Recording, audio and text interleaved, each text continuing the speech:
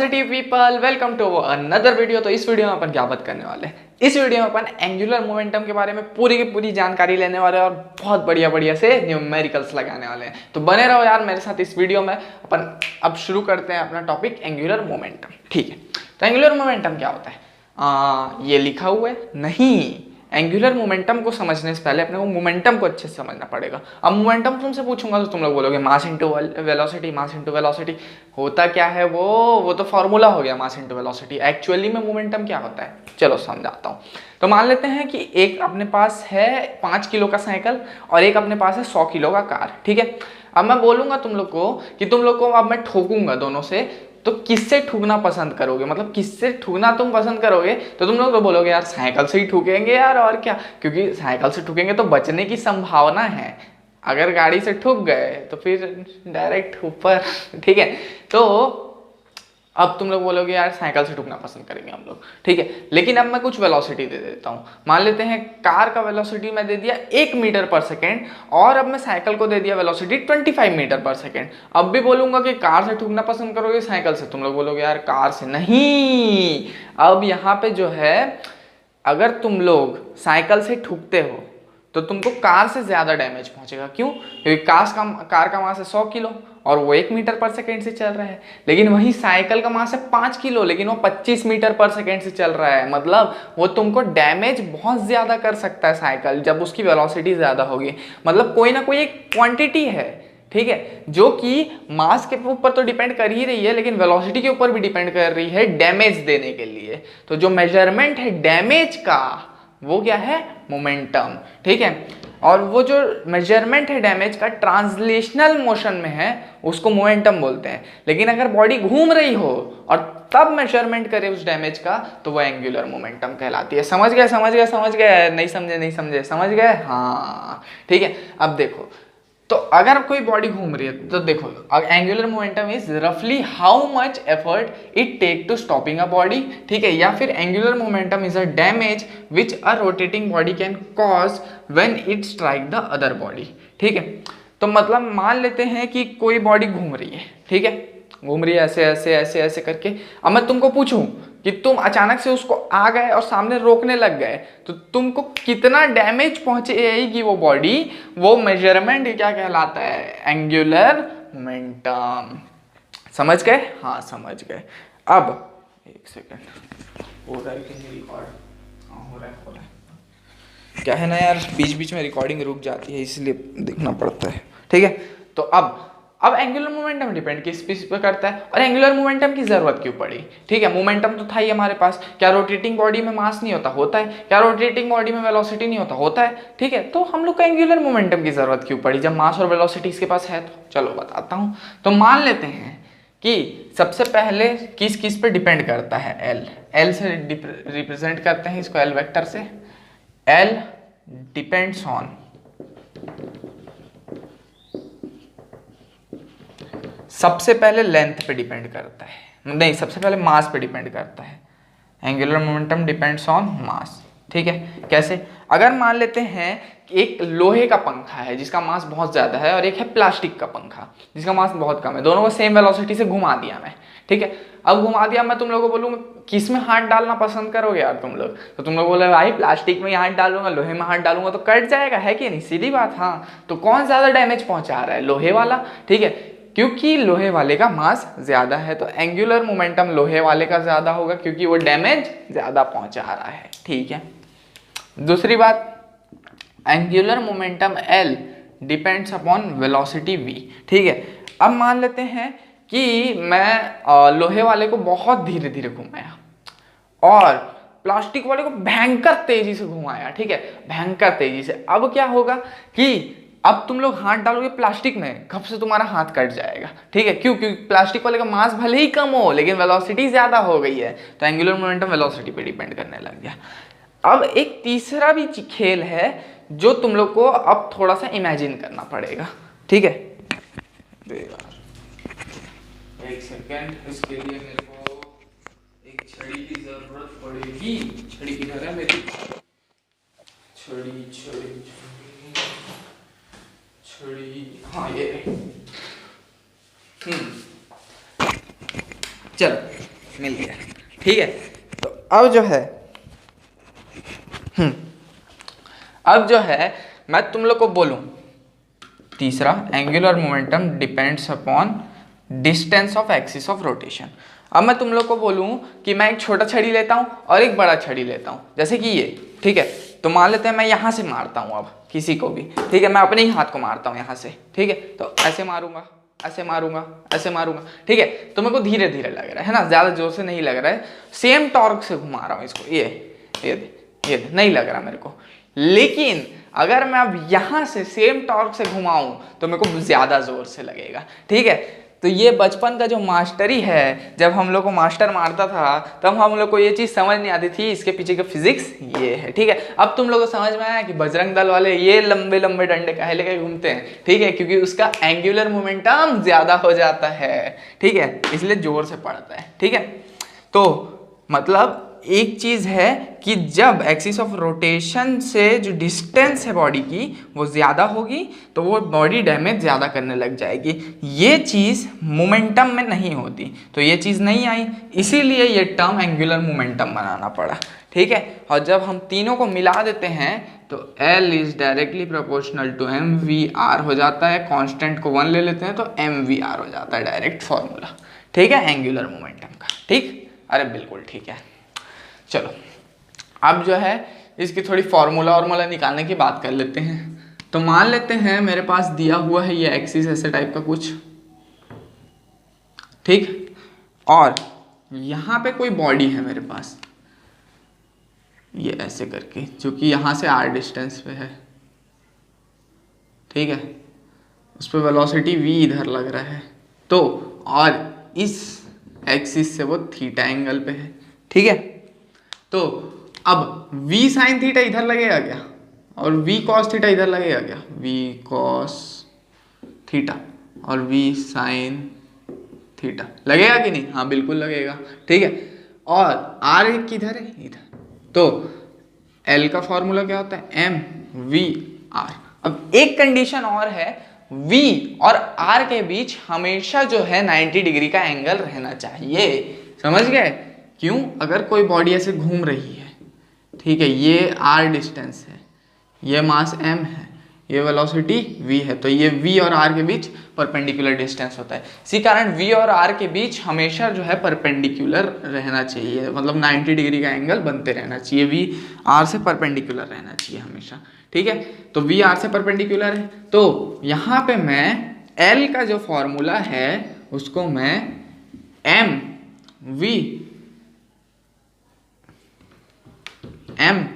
r into perpendicular component of v लिख सकता हूँ क्या, बिल्कुल लिख सकता हूँ यार, ठीक है।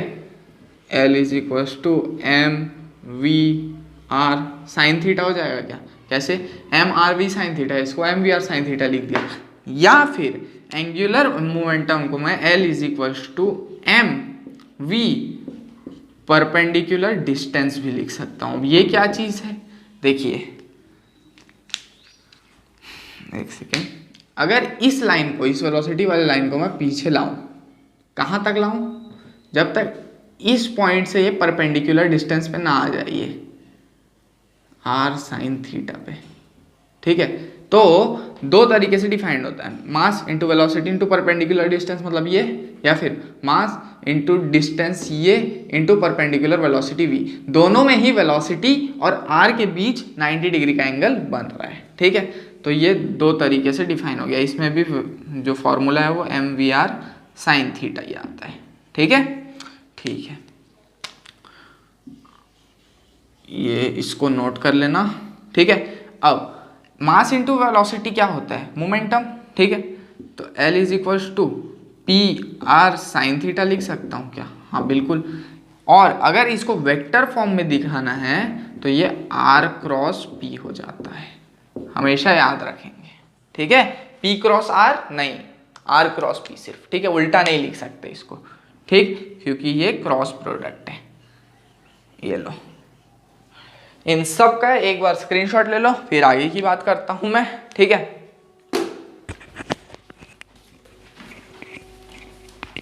तो अब जो है एंगुलर मोमेंटम बेसिकली 3 चीज़ों के लिए होता है। सबसे पहला पॉइंट मास, दूसरा rigid body rotating about its own axis, और तीसरा rigid body rotating and translating. ठीक है, तो देखो यार पहला 2 तो अभी अपन कवर करेंगे इस लेक्चर में, लेकिन ये जो तीसरा वाला चीज़ है इसको अपन आगे देखेंगे, इसको अभी नहीं देखने वाले। ठीक है, रोटेटिंग और ट्रांसलेटरी मोशन को रोलिंग मोशन बोलते हैं। जैसे चक्का घूमता है ना, ऐसे घूमता भी है और आगे भी चलता है, सो मतलब ये क्या रोलिंग मोशन बोलते हैं। और रोलिंग मोशन का जब लेक्चर्स मैं बनाऊंगा आगे तब उसमें पढ़ेंगे, इसमें अभी नहीं पढ़ने वाले। ठीक है, तो इसको अभी के लिए तो छोड़ दो, सिर्फ ये और ये पढ़ने वाले हैं अभी अपन। ठीक है, तो सबसे पहले अभी पॉइंट मासेस के लिए देखते हैं। तो फॉर पॉइंट मासेस अभी थोड़ी देर पहले मैं एक ठोक चीज़ डिराइव करके दिखाया था, एंगुलर मोमेंटम का फॉर्मूला था जो कि था आर क्रॉस पी या फिर M V R sine theta करके, वो पॉइंट मास के लिए ही था। ठीक है, वो पॉइंट मास के लिए ही था। ठीक, और ये हुआ था, और इसका जो है मैं उधर यूनिट नहीं बताया था, यूनिट होता है इसका केजी मीटर स्क्वायर पर सेकेंड, और इसका डायमेंशन होता है dimension M L square T -1। ठीक है, एम वी आर करोगे तो यही जाएगा।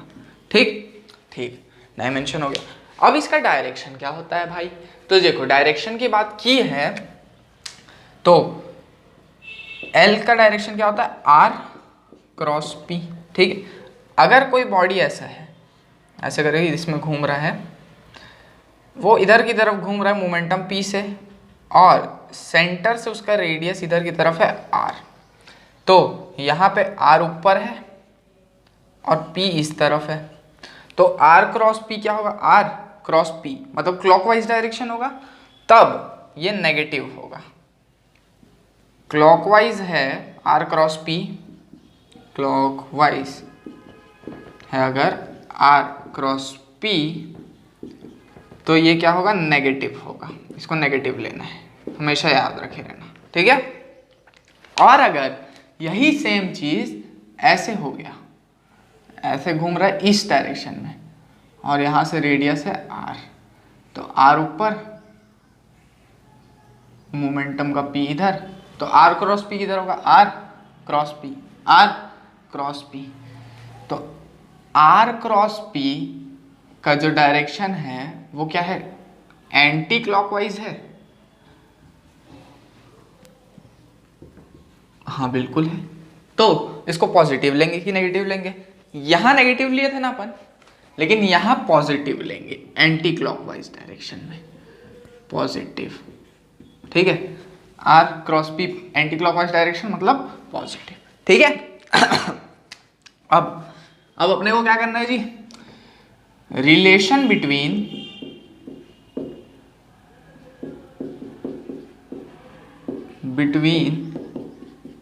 टॉर्क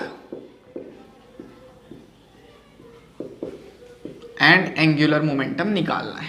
ठीक है, तो सबसे पहले from Newton second law force is equals to dp by dt होता है क्या, हाँ कि ना, बिल्कुल होता है यार।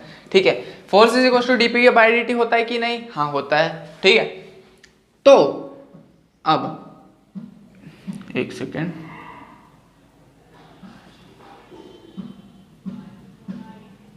हाँ, और torque is equals to R cross F होता है क्या, हाँ बिल्कुल होता है यार।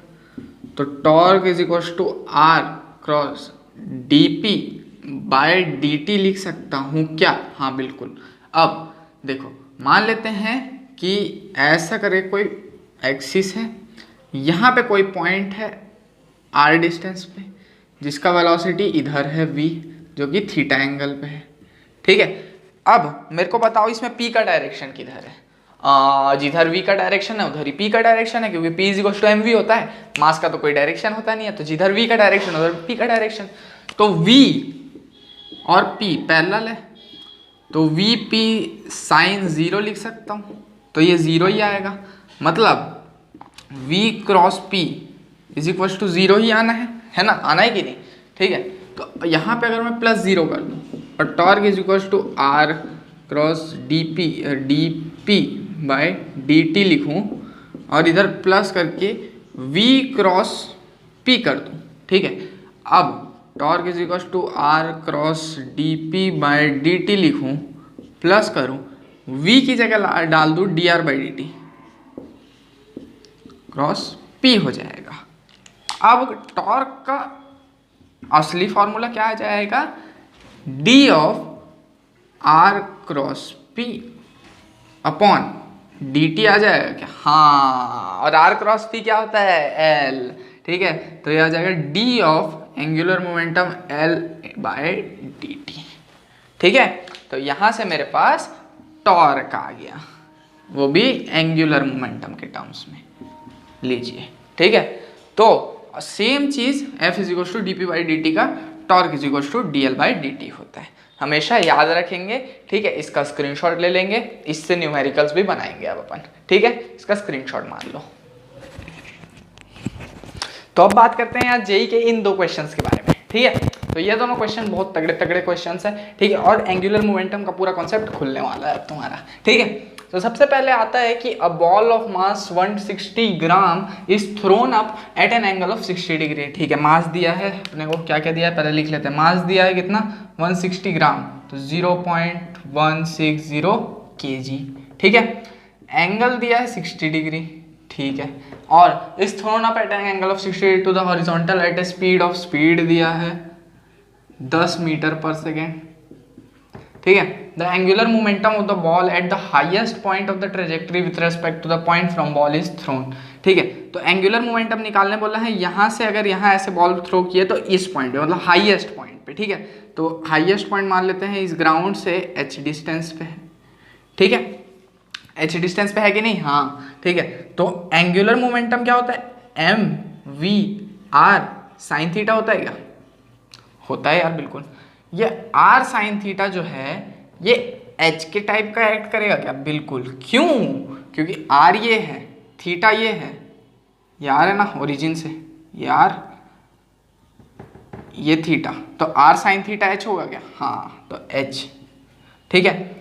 v को क्या लिख सकते हैं, u cos थीटा लिख सकते हैं क्या, हाँ, क्यों, क्योंकि यहाँ पे अपने को उसका cos वाला कंपोनेंट को चाहिए, मतलब v cos थीटा लिख सकते हैं, इसको बोल सकते हो v cos थीटा, और मास तो मास ही रहेगा, r साइन थीटा की जगह h लिखे हैं और इसकी जगह u cos theta, v cos theta, और मास तो मास ही है, ठीक है।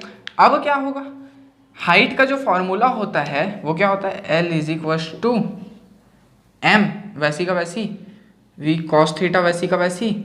हाइट का फॉर्मूला होता है u square sine square theta by 2g। अब देखते हैं क्या क्या चीज़ें। मास कितना है, 0.16 इंटू वेलोसिटी कितना है, वेलोसिटी का क्यूब है, ठीक है, स्क्वायर नहीं है, क्यूब है। तो वेलोसिटी का क्यूब मतलब 10 इंटू 10 इंटू 10 मतलब 1000, ठीक। कॉस थीटा इधर है और साइन स्क्वायर थीटा इधर है, ठीक है। अब देखो v तो हो गया, अब साइन स्क्वायर थीटा, तो साइन स्क्वायर 60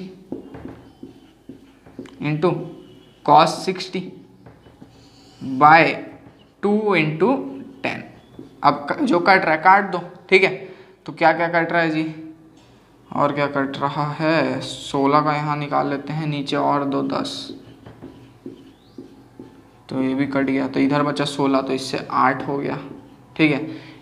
तो ये L is equal to 8 into sine square 60, sine 60 कितना होता है बोलो जल्दी, √3/2 होता है, तो स्क्वायर कर देंगे तो 3/4 हो जाएगा, ठीक है। और cos 60 होता है 1/2,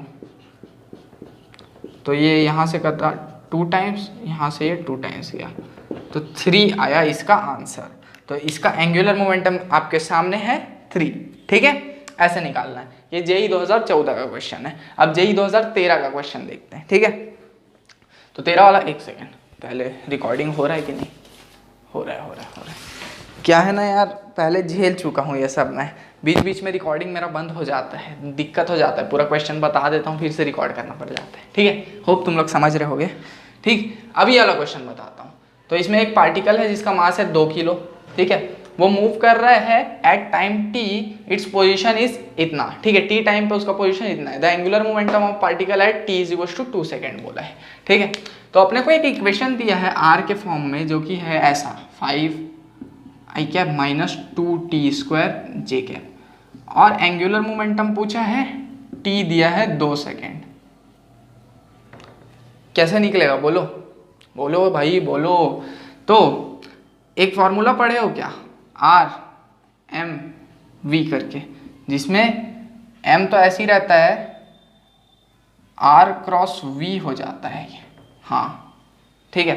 तो r क्रॉस v, r तो ये दिया है, v कैसे निकाले, तो उसके लिए m r cross D R by D T कर दूँ क्या, हाँ तो D R by D T निकालते हैं पहले यहाँ पे। तो D R by D T is equal to, ये तो 0 हो जाएगा क्योंकि यहाँ तो कोई t का टर्म्स है ही नहीं, तो -4t j कैप हो गया ये लो, ठीक है। इसको यहाँ डालते हैं, r की जगह ये डालते हैं, और मास दिया है क्या, हाँ 2 kg मास दिया है, सब डालते हैं। तो L = 2 इंटू r कितना दिया है जी, ये तो ये डाल देते हैं r 5i cap minus 2t² j cap, ठीक है, इनटू क्रॉस में -4t j कैप। अब देखो i cap cross j cap क्या होता है, k कैप होता है, और j cap cross j cap क्या होता है, 0 होता है। हाँ सही बोले, तो ये वाला जो टर्म है 2t² वाला वो पूरा वैनिश हो जाएगा। तो यहाँ पे L क्या आ जाएगा, सिर्फ 2 इंटू 5i कैप क्रॉस, एक सेकेंड 2 तो बाहर है, 5 -5 into 4t into j cap, i cap cross j cap मतलब k कैप। तो ये आया -20 और ये -40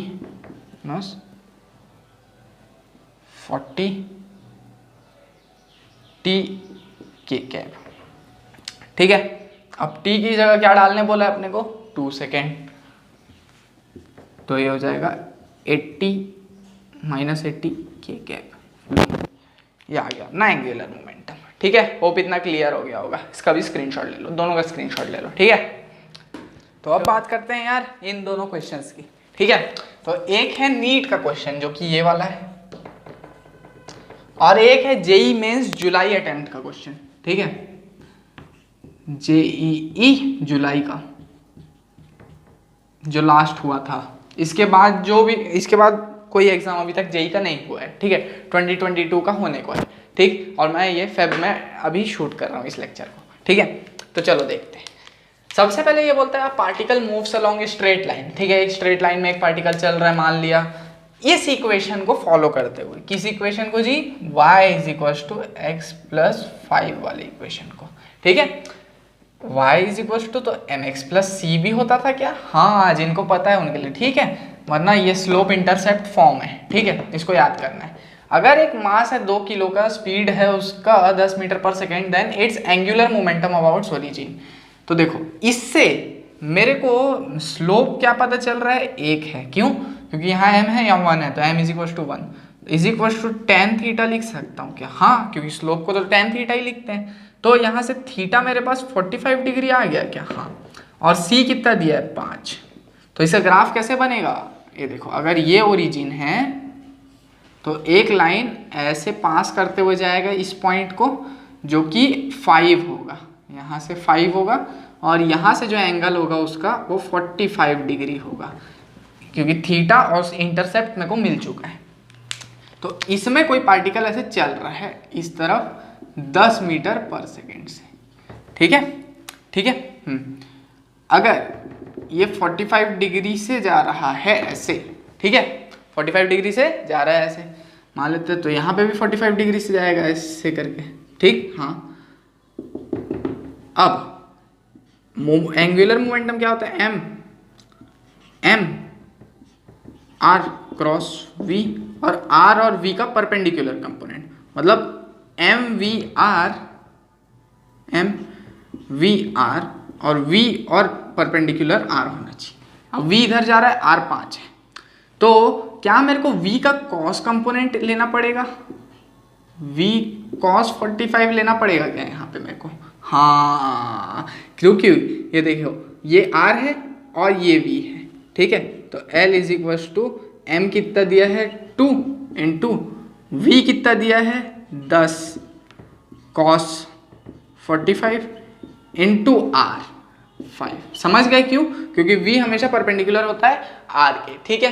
particle moves along straight line, ठीक है। एंगुलर मोमेंटम निकालना है तो v और r परपेंडिकुलर होना चाहिए। तो अपन यहाँ पे r का भी परपेंडिकुलर कंपोनेंट ले सकते थे।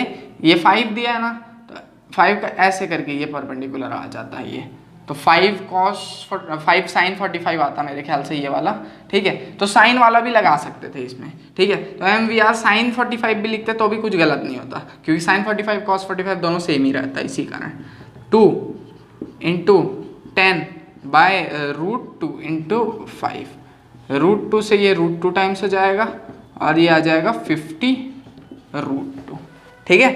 ये आ गया एंगुलर मोमेंटम। अब इसकी बात करते हैं, ये नीट का क्वेश्चन था, सस्ता था। अब जेई की बात करते हैं, जुलाई अटेम्प्ट, ठीक है। एक पार्टिकल है जिसका मास है m, मूव कर रहा है टाइम t। एक सेकेंड, मेरा रिकॉर्डिंग ऑन है ना? हाँ, धोखा हो जाता है यार, कैसे करेंगे? ऑन है, ठीक है। एक पार्टिकल जिसका मास m है, moving in time t on a trajectory given by r is equal to इतना। r ये ट्रेजेक्ट्री का क्या दिया है जी? इक्वेशन दिया है, अल्फा बीटा कांस्टेंट है। Angular momentum becomes same for, अब angular momentum time t is equal to 0 पे सेम है, और angular momentum time is equal to किस टाइम पे सेम होगा वो है। न्यूमेरिकल टाइप वाले में आया था, यहाँ का वैल्यू बताना है टाइम पीरियड का। तो देखो L is equal to m r cross v होता है, m बाहर लिखे, r क्रॉस dr/dt कर दूं क्या? बिल्कुल कर देता हूं। तो r तो दिया है, dr/dt निकाल लेते हैं। r क्या दिया है? 10 alpha t square i cap plus 5 beta t minus 5 j cap, ठीक है। और dr/dt क्या हो जाएगा? 20 alpha t i cap plus ये कितना हो जाएगा 5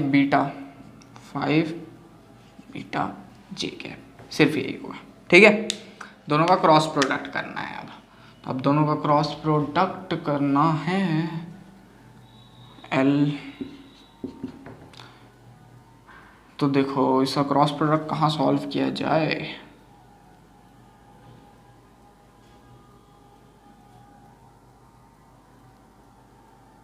चलो आई कैप, देखो क्या होगा? 10 alpha t square i cap plus 5 beta t minus 5 j cap, ठीक है, ठीक है। अब इनटू में 20 alpha t i cap cross product में प्लस 5 बीटा जे कैप, ठीक है। I cap cross i cap क्या होता है? बोलो जल्दी बोलो, i cap cross i cap क्या होता है? 0 होता है। हाँ, यहाँ लिख देते हैं, i cap cross i cap is equal to j cap cross j cap is equal to k cap cross k cap is equal to 0। 10 alpha t square into 5 beta j cap, i cap cross j cap k cap होता है, ठीक है। तो L is equal to 10 alpha 50 alpha beta k cap, एक second, 50 alpha beta t square भी है यहाँ पे, फिर के कैप, ठीक है। अब इसकी बारी 5 beta t minus 5 j cap cross i cap, minus के कैप होता है, हाँ, तो माइनस 100 बीटा अल्फा भी है, माइनस 100 अल्फा बीटा, 100 कैसे हुआ? 5 into 20, 100 alpha beta t minus 5 j cap cross k cap i cap k cap हो जाएगा। 5 beta t minus 5 j cap cross 5 beta j cap cross j cap ही होता है। अब जो है 50 अल्फा बीटा टी स्क्वायर आ गया, यहाँ 100 alpha beta T into T minus 5 आ गया है। यहाँ पे अब मैं 50 अल्फा बीटा कॉमन निकाल लेता हूँ, 50 अल्फा बीटा, तो ये हो जाएगा T square minus 2 T square कैसे, यहाँ तो टी ही है तो यहाँ भी तो एक टी है, minus 2 T square plus 5 T is equals to 0। अब यहाँ से अगर t का मैं वैल्यू निकालूं तो क्या आना चाहिए, अगर t का वैल्यू यहाँ 10 डालूँ तो 10 का स्क्वायर 50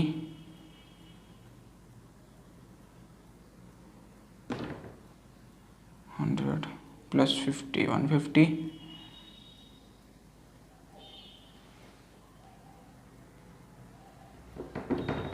यहाँ से t की वैल्यू 2 एक सेकेंड